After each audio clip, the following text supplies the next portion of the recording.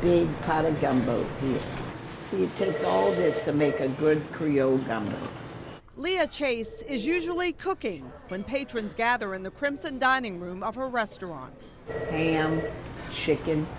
I'm going to put the shrimp in it and crabs in it. Oh, and then you'll have a good pot of gumbo. The 89-year-old celebrity chef commands excellence at Leah Chase. She's served presidents and countless dignitaries. And my favorite person to shift the gumbo to is Quincy Jones. So she wasn't surprised when a young artist asked permission to sketch her creating seasoned masterpieces. He didn't have a camera. He had an easel. He stayed in this kitchen, Creole kitchen, with an easel.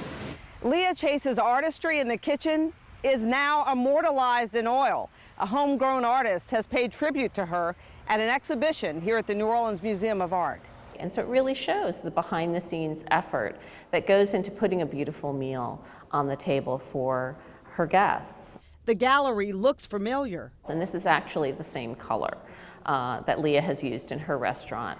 Artist Gustave Blache captured Chase in her element, a body of work honoring Chase's upcoming 90th birthday. It shows her, cutting squash, taking in the orders, stirring the soup, and it also shows her greeting her guests, which is such an important part of the experience of going to Leah Chase's. Blache, a NOCA graduate now based in New York, spoke about the project at the exhibit's opening. My goal was to tell the story of Miss Leah Chase in the kitchen and to put a spotlight on all the work that she does prior to us getting there at 12 o'clock to eat lunch. I got kind of angry with him because you got an easel, you got a paintbrush. You can knock off half my rear end if you want. You can take out 10 wrinkles. You can make me look like Halle Berry. No, you didn't do that. You made me look like me. This is a table from the restaurant. This is a table from the restaurant, and these are her chairs, too. So we got chairs from the restaurant, and then we've asked our visitors to share a story about food. See if you can make him feel like a queen or a king there. And that's what life is all about. Chase considers herself a kingmaker, not just in her restaurant, but in life. The walls of her restaurant show her support for young artists on the rise.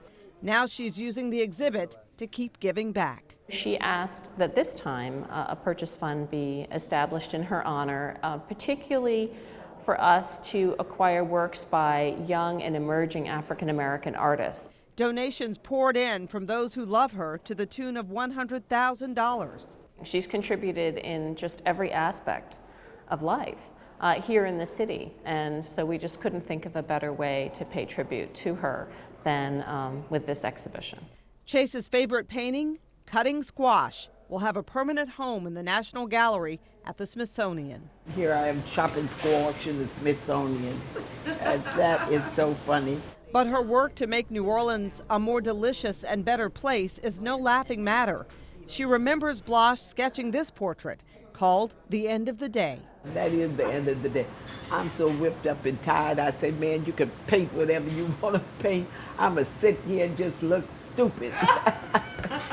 The real Leah Chase, uncensored, always stirring the pot, always beloved.